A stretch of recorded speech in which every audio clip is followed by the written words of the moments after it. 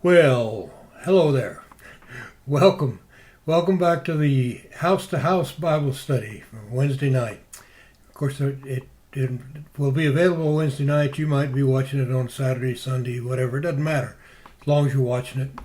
It's good to be back. I had a little break, got a chance to do some studying and some research, and enjoyed it. I hope you've had some good time to do that also. Well, I've decided on I've chosen the book for our next study is the book of Judges. That's something that a lot of people don't study. They don't even read it and pay much attention to it. It's one of those kind of skip over books. But I found there's a lot of interesting stuff there, especially if historical, if nothing else.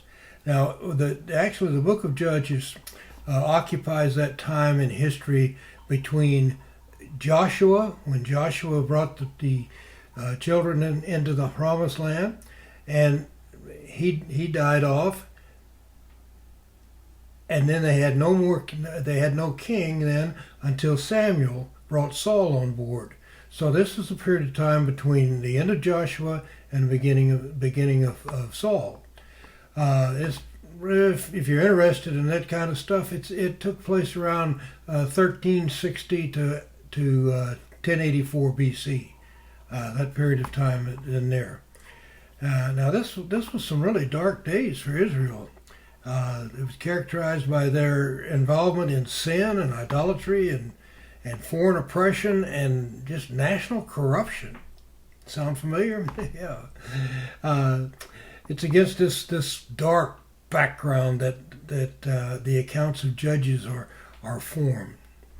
See, they don't appear, the accounts in Judges don't appear chronologically in that kind of an order, or in geographically in that kind of order. In fact, they don't have hardly really any kind of order other than it seems they're arranged to portray Israel's progressive spiral downward into idolatry. As the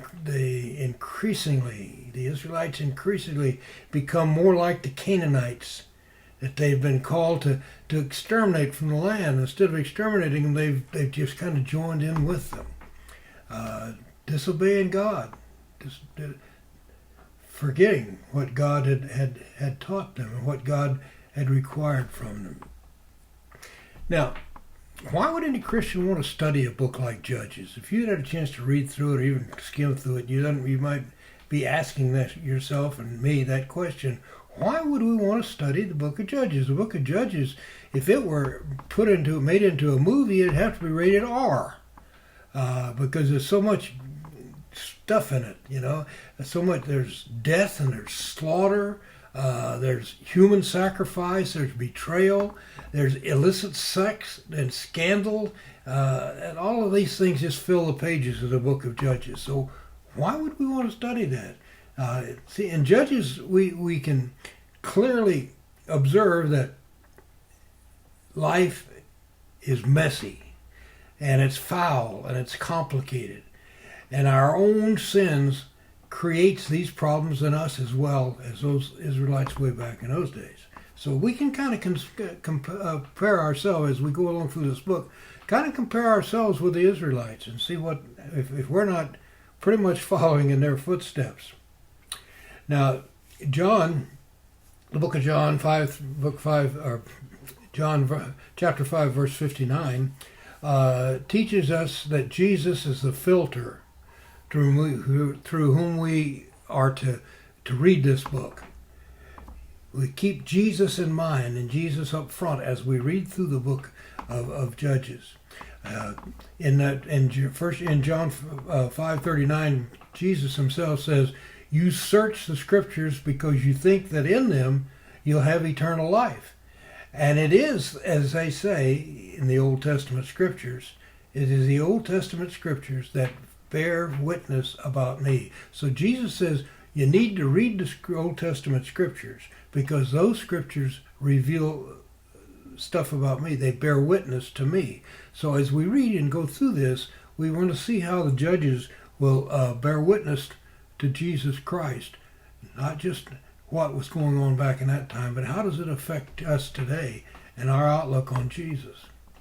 Now, the narratives in this book are contained, or they actually were written to bear witness and to testify to the personal work of Jesus and the great salvation that he's achieved through his people.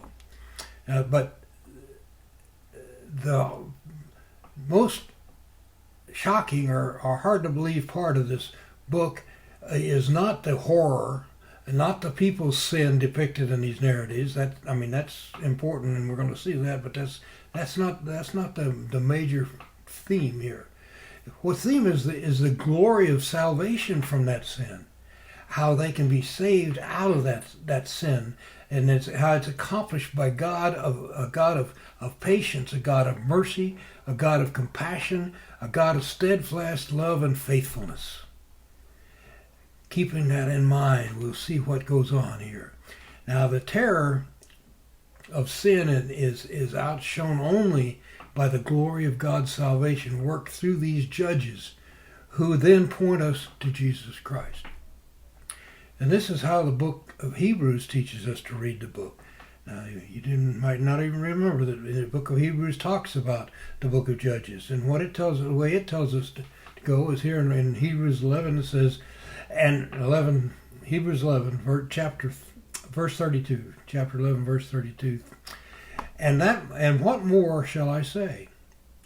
I do not have time to tell about Gideon, one of the judges, Barak, another judge, Samson, another judge, Jephthah, another judge, David and Samuel, and the prophets, who through faith conquered kingdoms, administered justice, and gained what was promised, who shut the mouths of lions, who quenched the fury of flames, and escaped the edge of the sword, whose weakness was turned to strength, and who became powerful in battle and routed foreign enemies. Now, the judges here, these judges were commended. They were commended for their faith in Hebrews. And they're now a part of the great cloud of witness that calls us to look to Jesus, the founder and perfecter of our faith. Now, the book of Judges describes a period in the life of the nation of Israel between the prophetic leadership of Moses, we said that, and Joshua, where they had them, and Joshua's died off, and then the establishment of the monarchy which Saul became king. So it's that period of time there. A lot of stuff, bad stuff happened during that time. Now, the nature of this time period is described in 4 different occasions in this book. In this book, at 4 different times, it tells you what kind of people or what kind of things were going on. When it says, in those days, there was no king in Israel. Everyone did what was right in their own eyes. So they had no rules. They had no king. They'd forgotten the covenant of God that they made with God.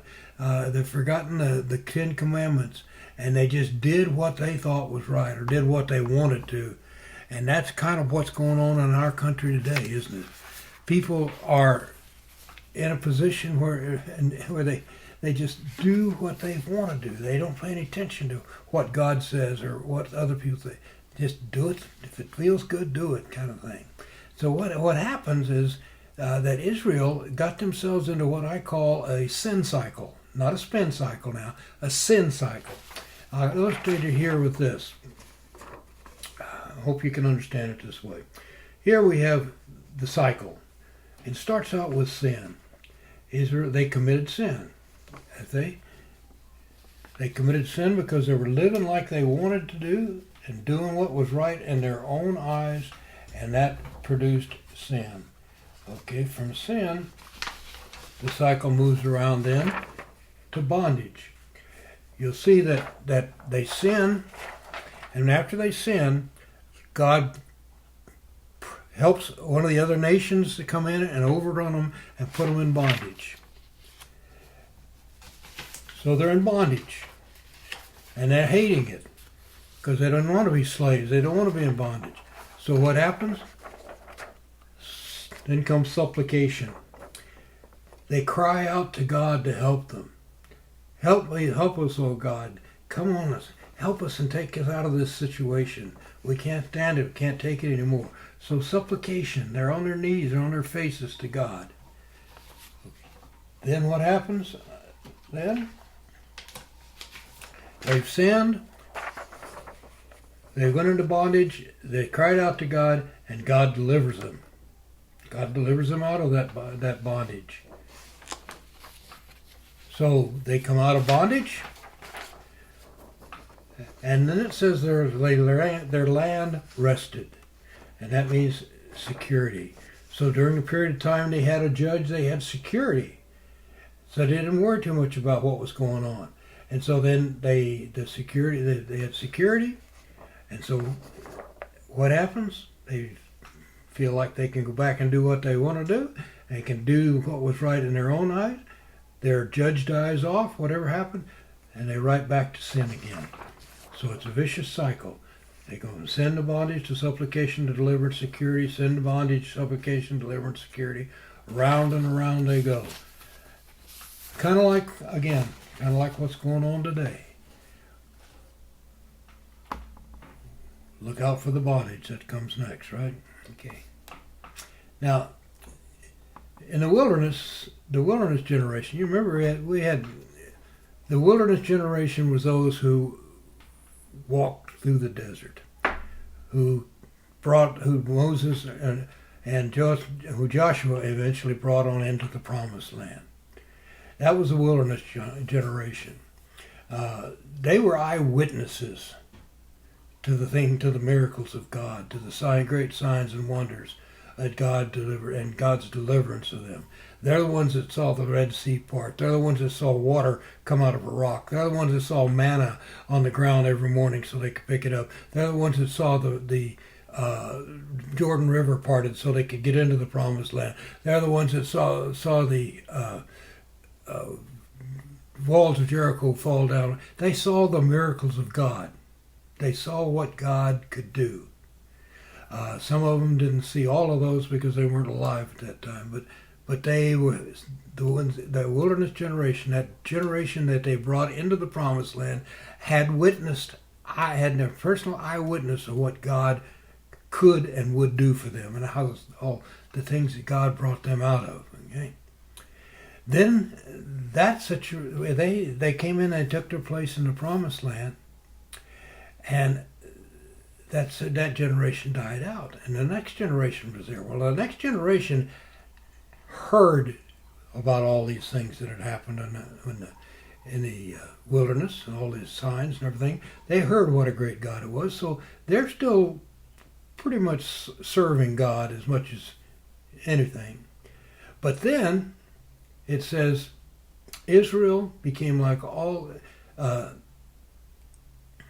It says that, okay, the generation after them, it says it did not know the Lord or the work that the Lord had done for Israel. Okay, so they didn't know the Lord. They haven't seen it. So what happened? Well, the elders, the leaders, dropped the ball. They should have been teaching. They should have been training. They should have been reading the word, telling them all about what God did. Even if they didn't see it, they were told what to do. Now look at the generation we have living today.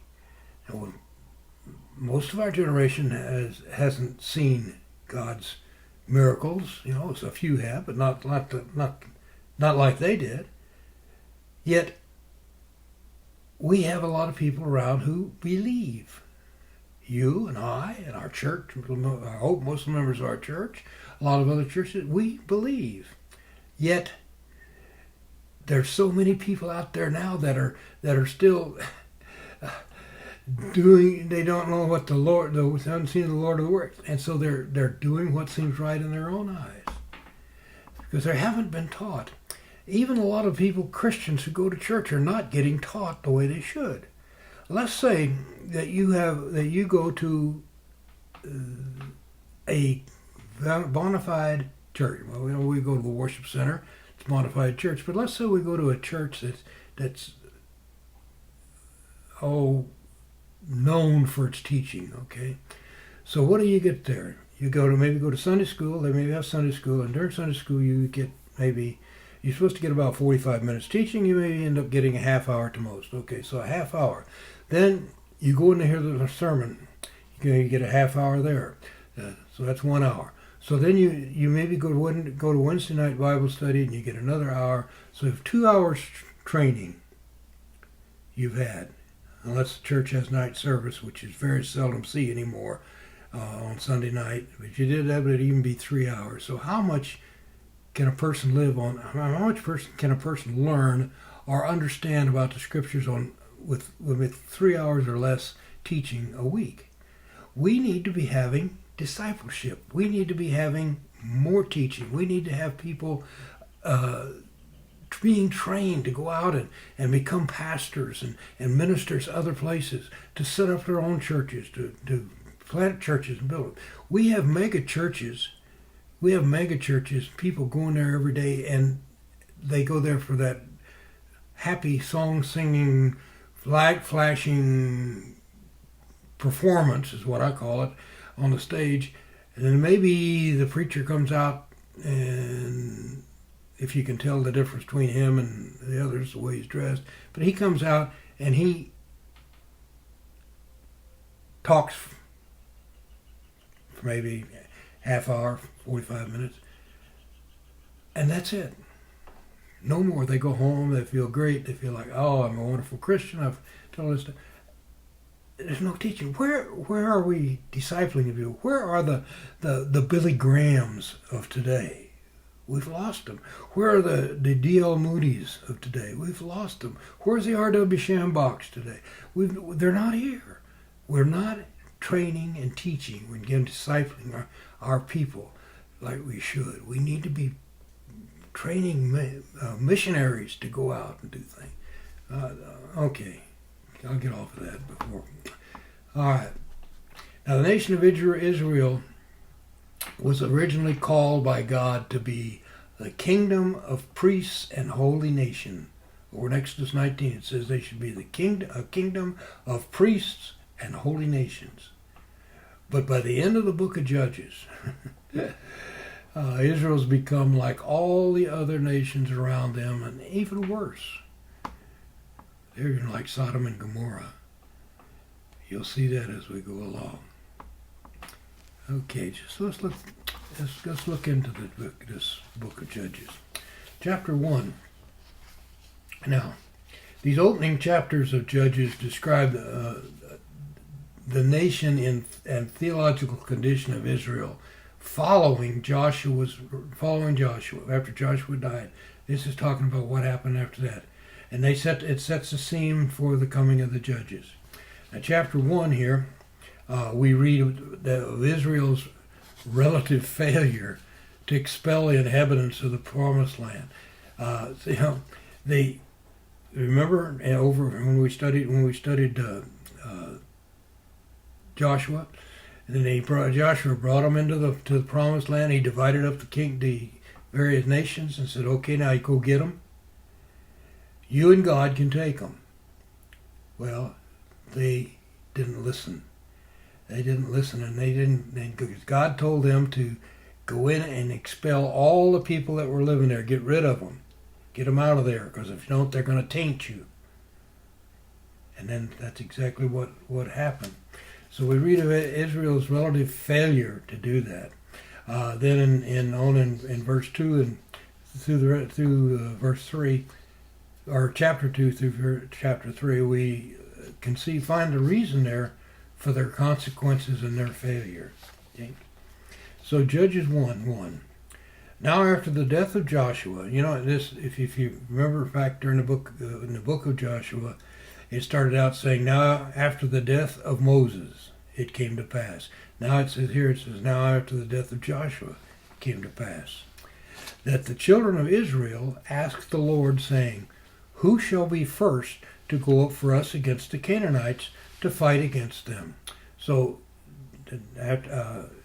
during the time Joshua was still alive, they were still active, because they had Joshua there as their leader. Now Joshua's dead, and so they're asking God, who's going to go up and fight the Canaanites? Well, they should have been fighting them all along. But now they're going to say, who's going to go lead us and who's going to go? Well, verse 2, the Lord answered him. He says, Judah shall go up. Indeed, I have delivered the land into his hand. So I've got it all set up for him. All he has to do is go get it. And verse 3 says, so Judah said to Simeon, his brother, come up with me to my allotted territory, that we may fight against the Canaanites, and I will likewise go with you to your allotted territory. And Simeon went with him. Now, if you look at the map that I sent you, this one, it's very faint when I printed it out, and of course it's backwards. But down here is the area of Simeon, his nation, and around him was Judah. So they joined forces and went after the Canaanites. Verse 4, then Judah went up, and the Lord delivered the Canaanites and the Perizzites into their hands. So you see, God did what he promised he would do. And they killed 10,000. And then at Bezek, which is way up to the top there, they killed 10,000 men at Bezek. Verse 5, and they found Adoniah Bezek. Now Adoniah means Lord, so it's Lord Bezek, so which means he was the mayor or the king, supposedly king or ruler of this town of Bezek. But they taught him. Now why he was picked out to be named in here among all the other leaders, I don't know. It doesn't say, and I can't find it anywhere. But he was picked out. And they fought against him, and they defeated the Canaanites and the Perizzites. In verse 6, then Adoniah Bezek fled, and they pursued him and caught him and cut off his thumbs and his big toes. Now that sounds kind of strange. But as I start thinking about it, you take my thumb and you cut it off, both of them, I can't wield a sword. I can't hold on to a sword because I don't have my thumb there. I can't do the reins of a horse's. I can't shoot a bow and arrow. I can't throw a sling. I can't do much of anything. And if you cut off my big toes, I can't even run. So by cutting off my thumbs and my big toes, they've kept me alive, but they pretty much impaled me as far as me ever being a threat to them. So that was one of the customs at that time. And you'll see here in verse 7, Adoniah Bezek says 70 kings. Now he's overthrown 70 nations. With their thumbs and big toes cut off, used to gather scraps at my table. So they couldn't even find to make their own food, as I have done. So God has repaid me. So he believes that God repaid him when he lost his thumbs and his big toes. So then they brought him to Jerusalem, and there he died. Verse 8, now the children of Judah fought against Jerusalem and took it. Now, the Israelites conquered Jerusalem, but there's some controversy here, because they don't believe that they would have been able to really overtake the fortified Jerusalem. Maybe taken over the outskirts of Jerusalem, on the edge of the town, and they burn it to the ground. That's what they believe. I really don't know. It says they struck it with the edge of their sword and set the city on fire. And it said that they killed all the inhabitants, and it's very likely they were obliterating the visible expression of the Canaanite culture. They were getting rid of it. Then they went on down to 3 areas. Judah went against the Canaanites who dwelt in Hebron. Now the name of Hebron was formerly Kirjath Arba, and they killed Shishai, Ahiman, and Talamai. So they went on down to the 3 areas. They went to the hill country and down to the Negev, down the all desert, all the way down into your bottom country here, and to the western foothills. And there they conquered the Canaanites living there within the hill country, and they defeated those living even in Hebron. Now the named enemy leaders were vanquished. Shishai, Ammon, and Telemi. Verse 11. From there they went against the inhabitants of Debar. The name of Debar was formerly Kirjath Sifad. You can find Debar on your map.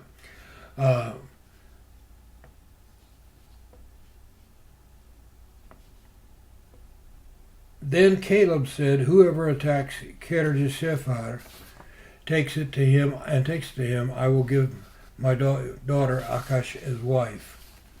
Now,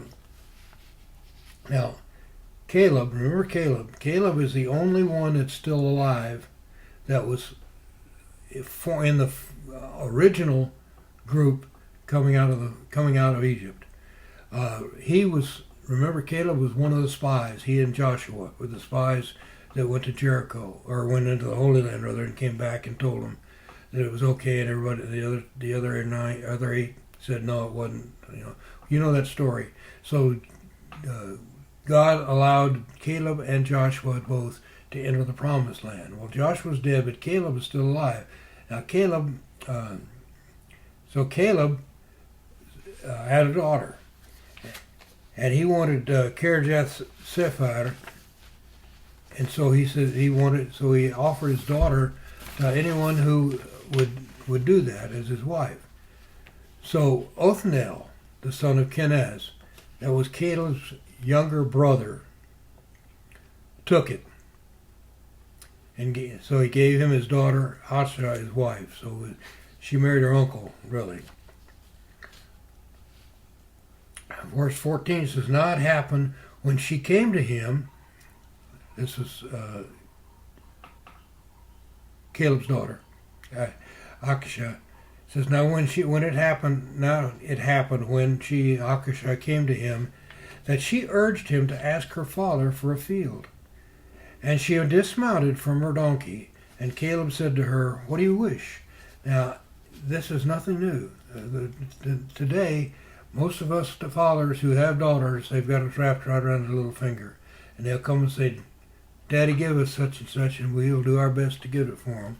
Well, it was the same thing right here. She came to Caleb, and she said, and it's in verse 15, she said to him, "Give me a blessing. Since you've given me land in the south, give me also springs of water." Now, that might not sound like much, but that was all desert land. That area was desert and arid. So the people who owned the water, the people who had access to water, they were the wealthy people of the area. So he gave her the upper springs and the lower springs. So he gave her springs. Now, verse 16, the children of Kenite, Moses' father. Remember earlier, Moses had invited the Kenites, which were a tribe within the Midianites, where his wife came from. He had invited them to have a part of in all this because of his relationship to them by marriage. Now they joined the Israelites, but they didn't join in the conquest. They didn't join when they came into the Promised Land. They weren't They weren't there. They chose to live among the Canaanites instead, and eventually they became just like them. They were not called Canaanites, but they were like Canaanites, and they were pretty much indistinguishable from the people that rejected Moses as God, the Yahweh God. So it's clear that disobedience to God's command produced boring and relative consequences. So what we got here in the rest of this chapter, and I'll read through it rather quickly, is just the account of Israel's failure to possess the land fully.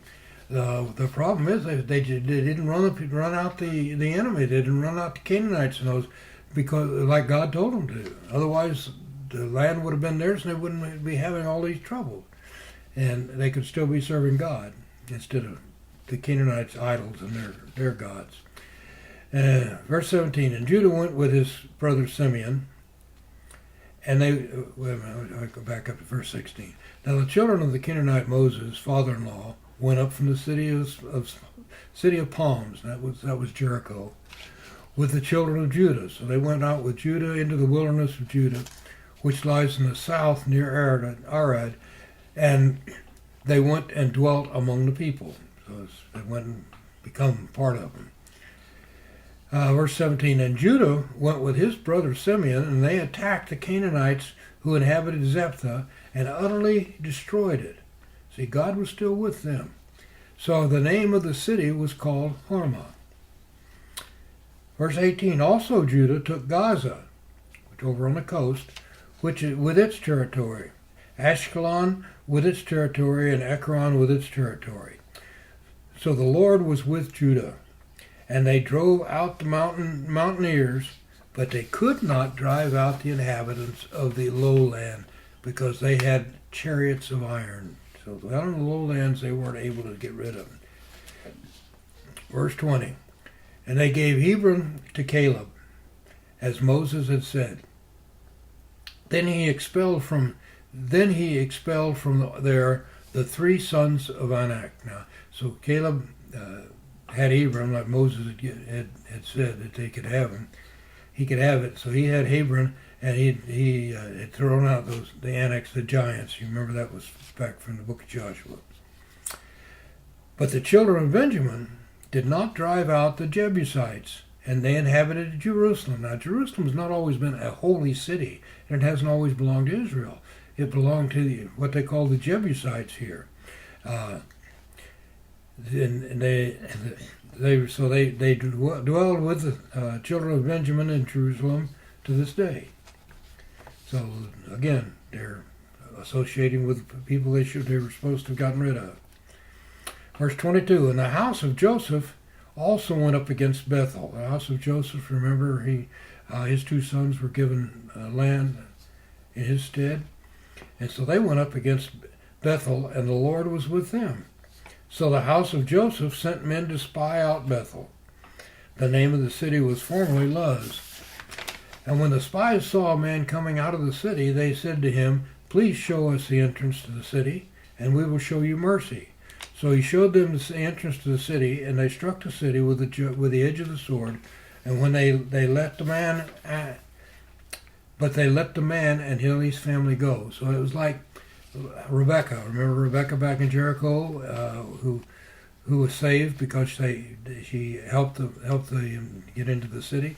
Well, here this man helped him get into the city, and he was saved. Difference is Rebecca became a believer in God, a follower of God. This guy here didn't. He came out of the city which had been called Luz at one time, and says the man went to the land of the Hittites, built a city, and called his name Luz, which is the name of the city to this day. So he just moved his town. Okay? Took his gods with him. Verse 27. However, Manasseh, that was one of Joseph's sons, did not drive out the inhabitants of Beth Shean and its villages of Taanach and its villages, or the inhabitants of Dor and its villages, or the inhabitants of Iblim and its villages, or the inhabitants of Megiddo and its villages. For the Canaanites were determined to dwell in that land, so they were determined to dwell there. God was not with these guys, so they weren't able to run them out. Verse 28, and it came to pass when Israel was strong, that they put the Canaanites under tribute, but did not completely drive them out. So when they were able to drive them out, they just made slaves out of them, and they still had them there. Verse 29, nor did Ephraim drive out the Canaanites who dwell in Gezer.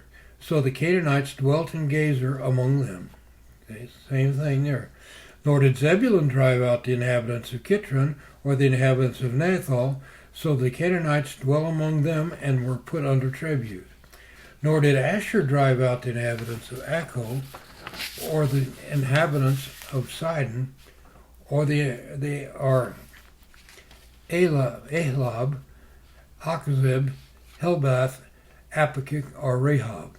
So the Asherites dwelt among the Canaanites and the inhabitants of the land, for they did not drive them out, nor did Naphtali drive out the inhabitants of Beth Shemesh, or the inhabitants of Beth Anath, but they dwell among the Canaanites and inhabitants of the land. Nevertheless, the inhabitants of Beth Shemesh and Beth Anath were put under tribute to them.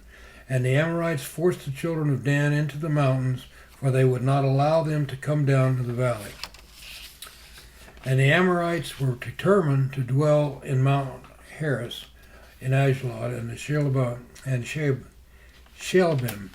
Yet when the strength of the house of Joseph became greater, they were put under tribute. So again, they became greater. They didn't throw them out. They made slaves out of them.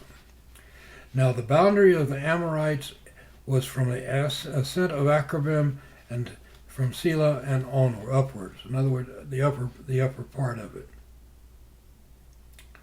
Now, like I said, that's just more or less an account of how the Israelites failed because they didn't do what they were told to do. They didn't do what God had ordered them to do in the beginning. Ever think we might be in that position? We're not doing what God tells us to do, so look out for it. Okay, chapter 2.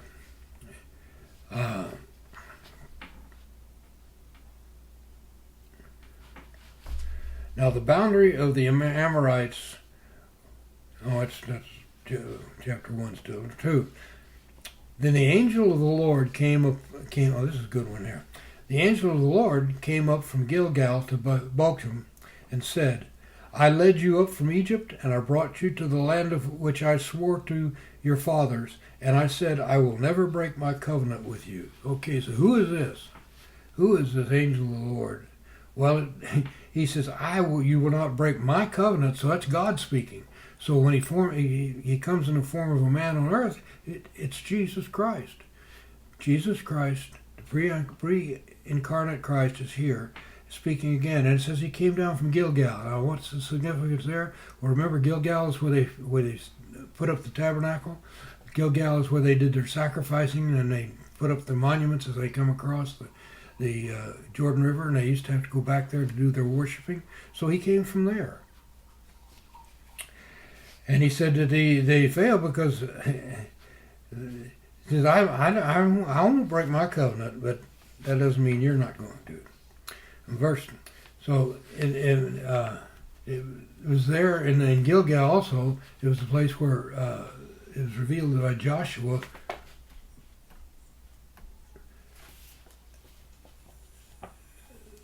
the commander who was commander of the Lord's army. So he spoke to Joshua there. Now he's speaking.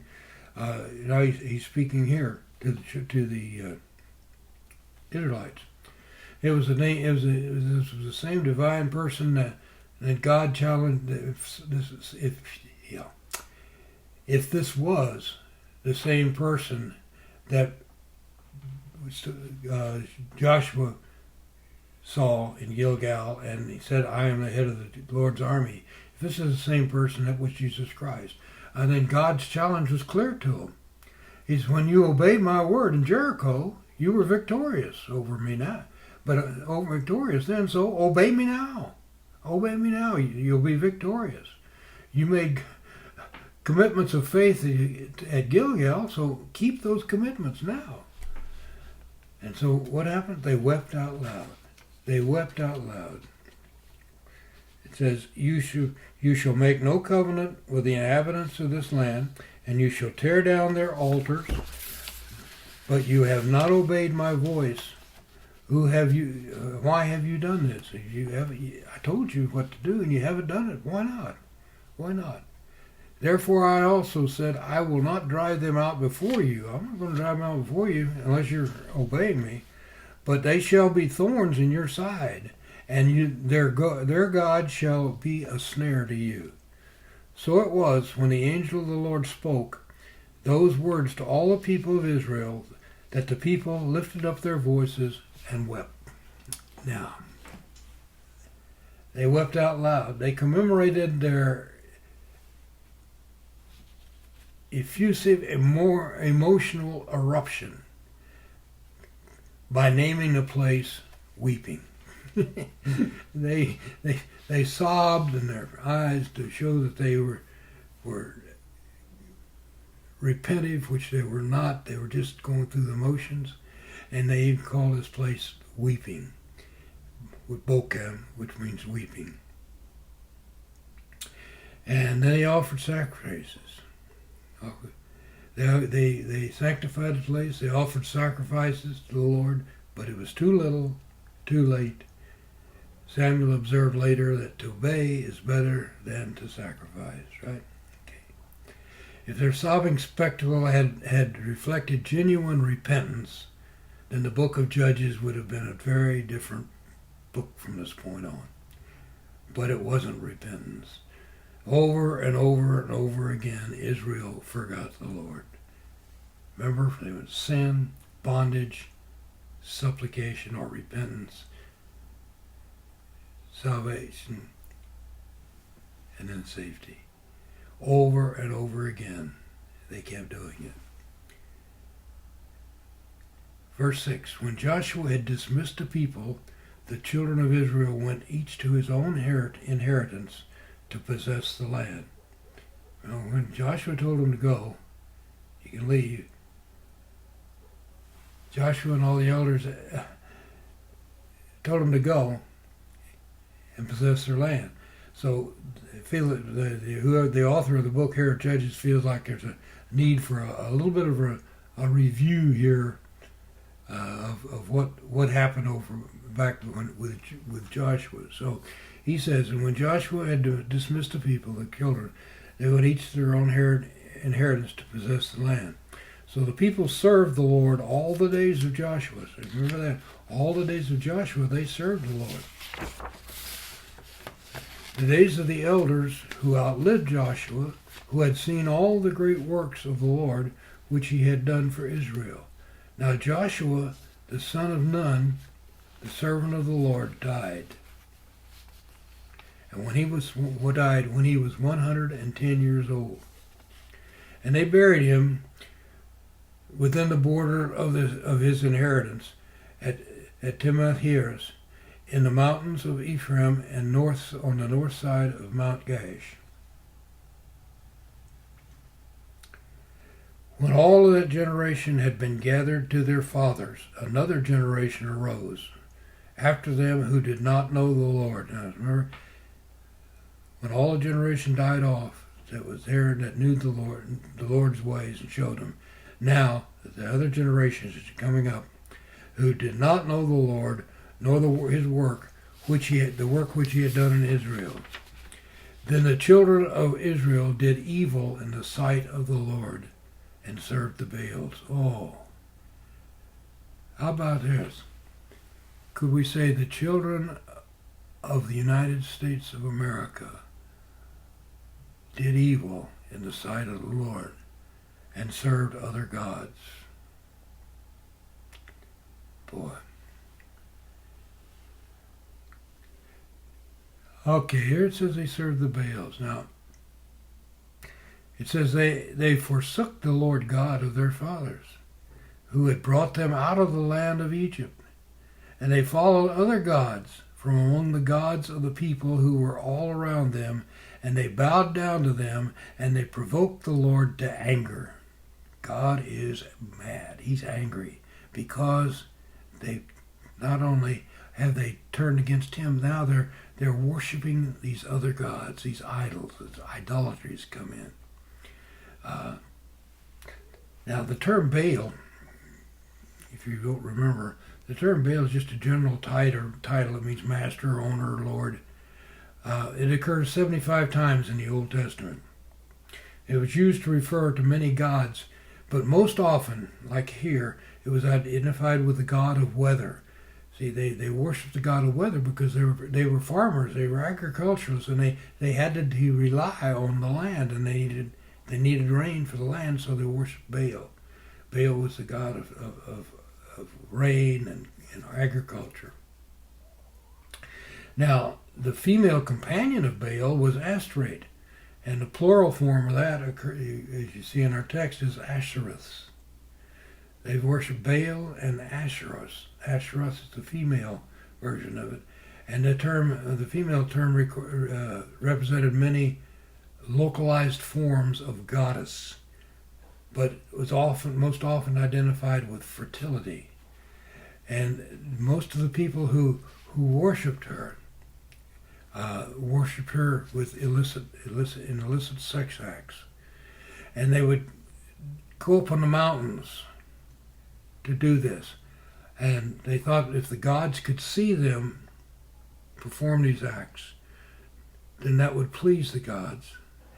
And so that's why they went up as high as they could, where the clouds would come down and did their worshiping. So many times in Scripture you see that they destroyed the Asherus, they destroyed Baal, and they destroyed the high places. The high places were those mountaintops where they went to worship and commit their illicit sexual acts up there, which angered God. This represented what was going on with these people, what the Israelites had dropped down into. Verse 13, they forsook the Lord, and they served Baals and Asheroths. Okay. And the anger of the Lord was hot against Israel. You blame him? So he delivered them into the hands of the plunderers, who despoiled them, and he sold them into the hands of their enemies all around them, so that they could no longer stand before their enemies. So they're right back into bondage again, right? So wherever they went out of the hand of the Lord was against, wherever they went out, the hand of the Lord was against them for calamity. As the Lord had said, and as the Lord had sworn to them, they were greatly distressed. Nevertheless, the Lord raised up judges who delivered them out of the hand of those who plundered them. Okay. Now, we're going to start talking about the judges. Let's get straight what the judges are. Now, these are not the judges that wear black robes and set up on a high pedestal like Judge Judy or any of those. No, these are not judges, legal judges. These judges, the Hebrew term for judge is shofat, and that refers to civil decision makers, leaders, mayors, governors, military deliverers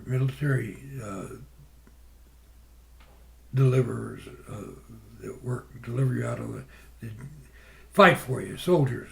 Okay. In verse 17, yet they would not listen to their judges. Now see, Israel appointed judges to deliver them, and they were delivered. Okay. But then they would not listen to their judges, and they played the harlot with other gods and bowed down to them, and they turned quickly from the way in which their fathers walked in obeying the commandments of the Lord. They did not do so. Okay? So you see, they went into bondage. God took them out, delivered them out of bondage. They're having a rest, and now they're getting ready.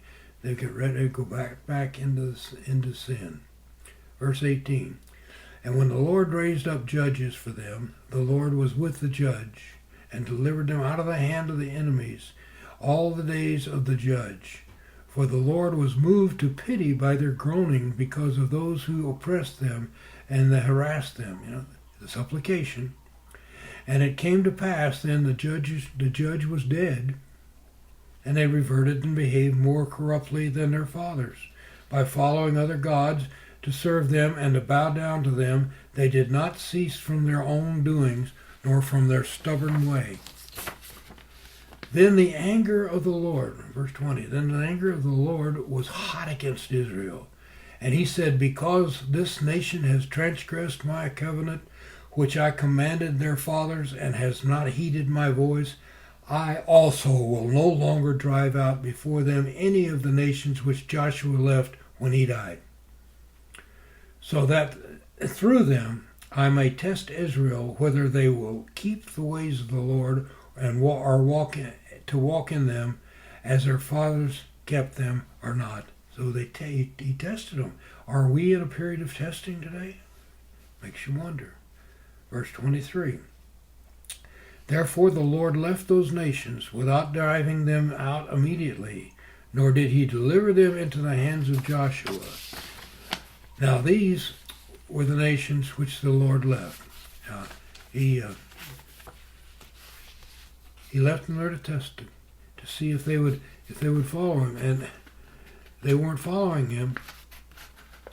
So the testing period led right back to bondage again. And here's the nations which the Lord left that he might test Israel. That is, all who had not known any of the wars in Canaan. This is the verse 3:2. This was only so that the generations of the children of Israel might be taught to know war, at least those who had not formerly known it. So now he wants these people that have never known war to fight a war. Namely, 5 lords of the Philistines, all the Canaanites, the Sidonians, the Hivites that dwelt in the Mount Lebanon, from Mount Baal Hermon to the interest from Mount Baal Hermon to the interest of Hamath, and they were left that he might test Israel by them to know whether they would obey the commandments of the Lord, which he had commanded their fathers by the hand of Moses. Now he wants to see if they're going to follow the commandments that Moses gave them, that God gave to Moses, and Moses passed down to them. Verse 5, thus the children of Israel dwelt among the Canaanites. They weren't supposed to dwell among them, they're supposed to have conquered them. The Hittites, the Amorites, the Perizzites, the Hivites, and the Jebusites. And they took their daughters, it even starts to get worse, they took their daughters to be their wives and gave their daughters to their sons, and they served their gods. Well, it's getting a little interesting now, and we're going to start talking about the judges themselves here the next time, but this one is just about run out. It's been almost an hour, so I think that's probably enough for the first night. I hope it's exciting to you and you're getting a lot out of it. So I will bid you good night until we see you again next week. And in the meantime, may God bless you. May he keep his face shining on you. May he keep his hands upon you, giving you peace, rest, contentment, and the desires of your heart. I love you and hope to see you again soon, face to face. Loving you. Good night.